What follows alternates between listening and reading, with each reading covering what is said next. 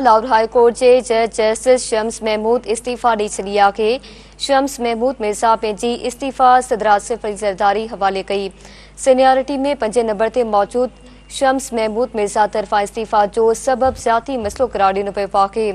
अवां खे ख़बर ॾियूं पिया लाहौर हाई कोर्ट के जज जस्टिस शम्स महमूद इस्तीफ़ा दी छॾी आहे।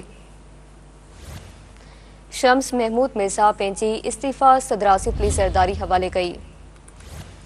सीनियरिटी में 5 नंबर ते मौजूद शम्स महमूद मिर्ज़ा तरफ़ां इस्तीफ़ा जो सबब ज़ाती मसलो करार ॾिनो पियो। अवां खे ख़बर ॾियूं पिया लाहौर हाई कोर्ट के जज जस्टिस शम्स महमूद इस्तीफ़ा दी छॾी आहे। शम्स महमूद मिर्ज़ा पंहिंजी इस्तीफ़ा सदरासिफ़ ज़रदारी हवाले कई। सीनियरिटी में 5 नंबर ते मौजूद शम्स महमूद मिर्ज़ा तरफ़ां इस्तीफ़ा जो सबब ज़ाती मसलो करार ॾिनो पियो। लाहौर हाई कोर्ट के जज जस्टिस शम्स महमूद इस्तीफ़ा दी छॾी आहे।